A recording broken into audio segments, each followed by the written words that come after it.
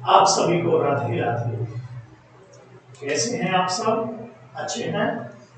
मैं Pandit Ashok Mishra learning with Radhe Radhe YouTube channel में आपका हार्दिक स्वागत करता हूँ। देवियों सज्जनों, एक बहुत ही सुंदर प्रश्न आज आया है। कई विद्यार्थियों की ये मांग है कि गुरुजी तुलसीदास जी के बारे में कुछ बताइए। संत शिरोमणि तुलसीदास जी किस तरह से वे तुलसीदास जी बने? पहले तो उनका नाम राम बोला ही था, है? तो आइए इस प्रश्न के उत्तर देने से पूर्व रामचरितमानस की एक चौपाई को बनाइए। जय सिया राम, जय जय सिया राम, जय सिया राम, जय जय सिया राम, जय सिया राम, जय जय सिया राम, जय सिया राम, जय जय सिया राम, जय सिया राम, जय जय सिया राम। बिनु सत्संग विवेक न होई, बिनु सत्संग विवेक न होई, बिनु सत्संग विवेक न होई, राम कृपा बिनु सुलभ न सोई, बिनु हरि कृपा मिलई नहीं संता। तो जय रघुनंदन जनक किशोरी, सीताराम मनोहर जोड़ी, बिनु सतसंग विवेक न हुई, राम कृपा बिनु सुलभ न सोई। जब तक हमें सत्संग की प्राप्ति नहीं होगी तब तक हमें विवेक प्राप्त नहीं होगा। विवेक मीन्स अच्छे और बुरे का निर्णय करने की शक्ति। बिन सत्संग विवेक न होई, राम कृपा बिनु सुलभ न सोई। और जब तक प्रभु श्री राम जी कृपा नहीं करेंगे तब तक वो सत्संग प्राप्त नहीं होगा। ऐसा गोस्वामी तुलसीदास जी कहते हैं। तो बहुत ही सुंदर प्रश्न है आज का। संत शिरोमणि तुलसीदास जी। तो देवियों सज्जनों विद्यार्थियों, हिंदी साहित्य में एक बात कही गई है कि सार सार तुलसी कहे, सुरा कहे अनूठी, कि सार सार तुलसी कहे, सुरा कहे अनूठी, बची खुची कबीरा कहे, बाकी सबकी झूठी। सार सार तुलसी कहे। हिंदी साहित्य में जो सार सार था ना, वो गोस्वामी तुलसीदास जी ने अपने रामचरितमानस में कह डाला। सुरा कहे अनूठी। सूरदास जी ने भी बहुत सुंदर बात कही, अद्वितीय बात कही। और बची खुची कबीरा कहे। और जो न तुलसी ने कहा, न सूरदास जी ने कहा, वो हमारे बाबा कबीरदास जी ने बोल दिया है? तो वो कौन सी बात है जो तुलसीदास जी ने बोली है? तो ध्यान दीजिएगा, हिंदी साहित्य एक आकाश है जिसमें सूरदास जी ऐसे चमक रहे हैं जैसे सूर्य हो, और सूरदास जी सूर्य की भांति चमक रहे हैं, और हमारे गोस्वामी तुलसीदास जी महाराज उसमें चंद्र की भांति चमक रहे हैं। तो इसी प्रश्न को हम आगे बढ़ाते हैं। गोस्वामी श्री तुलसीदास जी महाराज हिंदी साहित्य रूपी आकाश में सूर्य और चंद्रमा की भांति विदित्यमान हो रहे हैं। तुलसीदास जी का शब्द देखिए आप, तुलसीदास जी शब्द को देखिए। तू माने हे श्री राम तुम, ल माने लक्ष्मण, सी माने सीता, और जो ऊपर रेखा मीन्स वो हनुमान, और जो दास शब्द है वो भी हनुमान का बोधक है। इन सबको जोड़ लीजिएगा, तुलसीदास। तो तुलसीदास तो शब्द में भी राम दरबार समाहित है, प्रकट है राम। तो हिंदी साहित्य की भक्ति काल की, हिंदी साहित्य भक्ति काल की सगुण काव्य धारा की रामाश्रयी शाखा के प्रमुख प्रतिनिधि कवि कौन है? गोस्वामी श्री तुलसीदास जी महाराज। तो आज हम जानेंगे किस तरह से राम बुलाजी तुलसीदास जी बनते हैं, उनका जीवन परिचय। तुलसीदास जी का जन्म 1532 ईस्वी में उत्तर प्रदेश के बांदा जिले के राजापुर नामक गांव में हुआ। 1532 ईस्वी उत्तर प्रदेश बांदा जिला राजापुर गांव में इनका जन्म हुआ। इनके पिता का नाम है आत्माराम दुबे, पंडित आत्माराम दुबे। कहीं कहीं इनके पिता का नाम पंडित मुरारी मिश्र भी मिलता है। इनकी माता जी का नाम है श्रीमती तुलसी देवी, तुलसी देवी। एक दोहा भी प्रमाण के रूप में मिलता है कि नरतीय सुरतीय नागतीय सब चाहती यस कोय, गोद लिए तुलसी फिरे तुलसी सो सुत होय। सुरतीय नरतीय नागतीय सब चाहती यस कोय, गोद लिए तुलसी फिरे तुलसी सो सुत होय।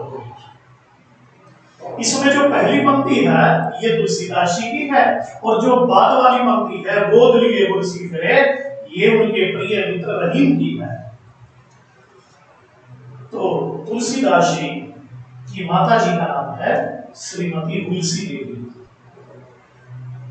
ये जाति से सरयू पारीण ब्राह्मण थे, सरयू पारीण ब्राह्मण थे। और ऐसा भी माना जाता है कि ये अपनी माता के गर्भ में 12 महीने तक रहे थे,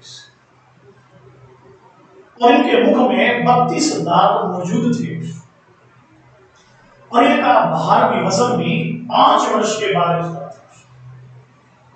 और सबसे खास बात यह है, इनका जन्म जब हुआ तो अभुक्त मूल नक्षत्र था, जो ज्योतिष की दृष्टि से अशुभ माना जाता है। और जब ये पैदा हुए तो सामान्य बालक जब पैदा होता है तो वो रुदन करता है, रोता है। और जब ये पैदा हुए तो ये रोए नहीं, बल्कि इनके मुख से निकला राम राम राम। तो मुख से राम शब्द निकलने के कारण इनके बचपन का नाम रख दिया गया राम बोला।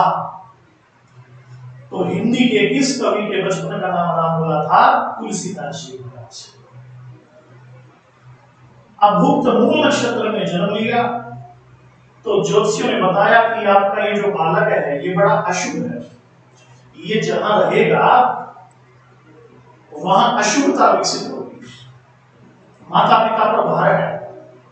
कुछ ऐसा भी मानते हैं कि जन्म के तीसरे ही दिन इनकी माता तुलसी का देहांत हो गया, और पिता ने बालक की रक्षा के लिए, स्वयं की रक्षा के लिए इनको चुनिया नाम की एक दासी को समर्पित कर दिया, और खुद जो है वैरागी हो गए। तो राम गोला जी का पालन पोषण किसने किया? चुनिया नाम की एक दासी ने किया। उन्हीं ने इनका जो है पालन पोषण किया है, चुनिया नाम था उसका। 5 वर्ष तक चुनिया ने पालन पोषण किया, और 5 वर्ष के बाद चुनिया का भी सीताराम हो गया, चुनिया का भी देहांत हो गया। अब ये बालक पूरी तरह से अनाथ हो गया। राम गोला जी का बचपन बड़ा कष्टों में बीता। लोग इनको पास में देखना नहीं चाहते थे, इनसे भयभीत होते थे कि ये बालक जहां पर भी रहेगा मृत्यु हो जाएगी। तो राम गोला जी को भिक्षु का जीवन जीना पड़ा। बचपन कैसे बीता?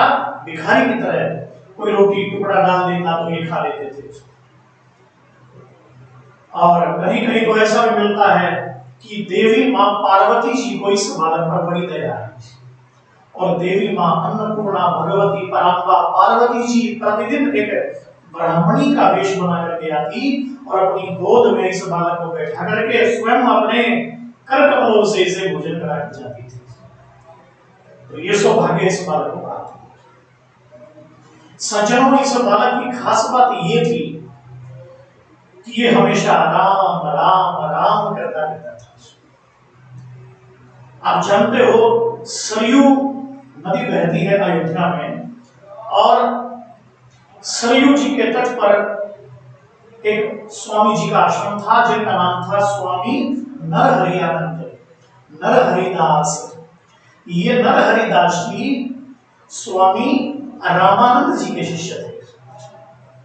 तो नरहरिदास जी को स्वप्न आया और स्वप्न में महादेव की आज्ञा उनको हुई कि कुछ दूरी पर सरयू जी के तट पर एक बालक बैठा है जिसका नाम राम भोला है। आप उस बालक को अपने आश्रम पे लाइए। ये बालक आगे चल करके राम भक्ति की सुर सरिता प्रवाहित करेगा। ये बालक कोई और नहीं, ये बालक पूर्व जन्म का महर्षि वाल्मीकि है। कली कुटिल जीवन स्तार रहित वाल्मीकि तुलसी भयो। नागादास जी ने भक्तमाल में लिखा है कि ये महर्षि वाल्मीकि के ही अवतार है। सुबह उठे नरहरिदास जी और अपने शिष्यों को साथ लिया और इस बालक को खोज निकाला।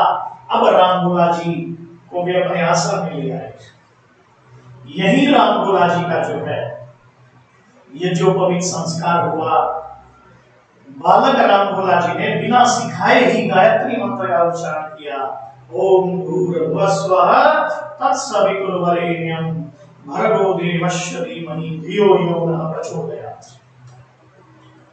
वैदिक मंत्रों का उच्चारण किया जिसको सुन करके सब हतप्रभ रह गए। कैसा अद्भुत बालक है। तो स्वामी नरहरिदास जी इस बालक के दीक्षा गुरु बने। इनको राम मंत्र की दीक्षा दी। सबसे पहले नरहरिदास जी ने सूकर तीर्थ में इनको राम कथा सुनाई। मैं पुनी कथा सूकर तीर्थ शुक्र तीर्थ में जो है राम कथा सुनाई और राम कथा इतनी तन्मयता से राम भोला जी ने सुनी कि जो की त्यों गुरुदेव को सुना दी।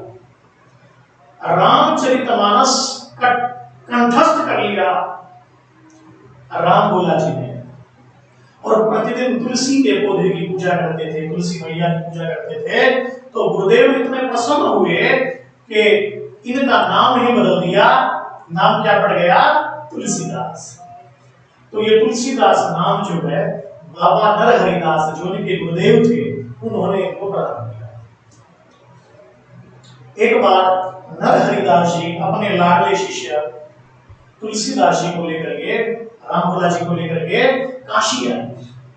आप जानते हो सज्जनों, काशी ज्ञान की भूमि है। काश्याम मरणान मुक्ति। यूं तो अपना भारत देश संपूर्ण ही पवित्र है, परंतु भूमि की भी विशेषता है। जैसे कुरुक्षेत्र को धर्म क्षेत्र कहते हैं, ऐसे ही जो काशी है वो ज्ञान की भूमि है। जैसे द्वारिका ऐश्वर्य की भूमि है, जैसे वृंदावन प्रेम की भूमि है और जैसे अयोध्या वैराग्य की भूमि है। तो इस तरह से काशी में लेकर के आए और काशी में उस समय प्रकांड विद्वान रहते थे स्वामी शेष सनातन जी।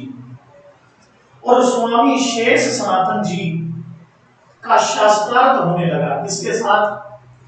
स्वामी नरहरिदास जी के साथ। बातों ही बातों में शास्त्र से संबंधित प्रश्न। तभी जो है नरहरिदास जी की ओर से उन प्रश्नों के उत्तर तुलसीदास जी ने दिए। तो तुलसीदास जी की वाणी, उनकी बुद्धि को देख करके स्वामी शेष सनातन जी हतप्रभ रह गए। ये तो बड़ा अद्भुत बात है।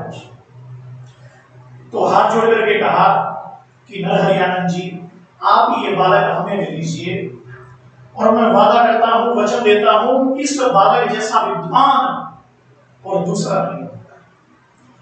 ये बड़ा प्रखर बालक है, मेरा सौभाग्य होगा कि मैं इसका गुरु बनूं। तो नरहरिदास जी ने तुलसीदास जी को वहीं पर छोड़ दिया और 15 वर्षों तक 4 वेद, 6 शास्त्र, 18 पुराण, 108 उपनिषद, संगीत शास्त्र में तुलसीदास जी प्रवीण हो गए। तो इस प्रकार तुलसीदास जी महाराज के दीक्षा गुरु कौन थे? स्वामी नरहरिदास जी। और शिक्षा गुरु कौन थे? स्वामी शेष सनातन जी, जो काशी से थे। एक बार ऐसे ही पूरे भारत में राम जी पर एक सेमिनार हुआ और राम जी पर जो है प्रवचन देना था, बोलना था, बड़े बड़े विद्वान उसमें आए हुए थे। तो स्वामी शेष सनातन जी ने कहा, मेरी ओर से मेरा शिष्य जाएगा। कौन? तुलसीदास, राम बोला। तो अपने गुरु की आज्ञा से कौन आए? तुलसीदास जी। ये सबसे कम आयु के विद्वान थे, लंबे लंबे केश, बिल्कुल गौर वर्ण, अद्भुत पर्सनालिटी थी इनकी, धोती कुर्ता, बिल्कुल भगवत स्वरूप। और जैसे ही ये स्टेज पर आए, बोलने लगे, तो इनकी वाणी को सुनकर के बड़े बड़े विद्वान, जिनको अपने ज्ञान का अहंकार हो गया था और अहंकार का ज्ञान नहीं था, इनकी विद्वता को देख करके, इनकी प्रस्तुति को देख करके सबका ज्ञान अहंकार नष्ट हो गया। अरे कितना सुंदर बालक है, कितना अद्भुत बोलता है, इसकी वाणी में कितना मिठास है। मर्यादा पुरुषोत्तम राम जी पर ऐसा बोले गोस्वामी जी, तुलसीदास जी, कि सब बावरे हो गए इनकी वाणी को सुनकर। उसी भीड़ में पंडित दीनबंधु पाठक जी भी आए हुए थे और पंडित दीनबंधु पाठक जी ने जब इनको सुना, देखा, तो देखते ही रह गए और घर आए और बोले, आज मैंने काशी में चमत्कार देखा है। इतनी थोड़ी आयु, इतना सुंदर बालक, और राम पर ऐसे बोलता है, उसके मुख से पुष्प निर्झरित होते हैं। उसकी बिटिया थी जिसका नाम था रत्नावली। रत्नावली ने पूछा कि पिताजी मुझसे बड़ा विद्वान है वो। अगले दिन रत्नावली भी पहुंची और जो ही रत्नावली ने राम बोला जी हमारे गुरु स्वामी तुलसीदास जी को देखा, तो शी फॉल इन लव, प्यार में पागल हो गई। पहली नजर में ही प्रेम हो गया। किनसे? राम बोला जी से। और उसके बाद जो है 9 दिन तक ये जो है कार्यक्रम था और 9वें दिन जो है प्रतिदिन वो आती थी सुनने के लिए, राम कथा सुनने के लिए, राम प्रवचन सुनने के लिए। और धीरे धीरे उनका रत्नावली जी का तुलसीदास जी से अनन्य प्रेम हो गया। उसके बाद जो है उसने अपनी माता को बताया कि माता जी आप मेरे लिए लड़का ढूंढ रहे हैं और मुझे वो लड़का बहुत पसंद है। माता जी ने पिताजी तक बात पहुंचाई और पिताजी ने पूछा कि बेटा आपके माता पिता बोले दोनों ही नहीं है, कौन है आपके गुरुदेव कौन है? बोले काशी में श्री सनातन जी और अयोध्या में कौन? नरहरियानंद जी। तो स्वामी शेष सनातन जी से मिले और नरहरिदास जी से मिले और इस प्रकार बड़ी धूमधाम से दोनों का विवाह संपन्न हुआ। तो तुलसीदास जी का विवाह किनसे हुआ? रत्नावली नाम की एक कन्या से, जो गुणों में, विद्वता में हूबहू बिल्कुल तुलसीदास जी की तरह थी। तो सज्जनों, तुलसीदास जी अपनी पत्नी रत्नावली से बहुत प्रेम करते थे। यहां तक इनके बारे में लिखा है कि विवाह को 6 महीने हो गए और एक बार भी तुलसीदास जी ने अपनी पत्नी रत्नावली को मायके नहीं भेजा। जब भी भैया देने के लिए आते तो कुछ ना कुछ बहाना बनाते और लौटा देते थे।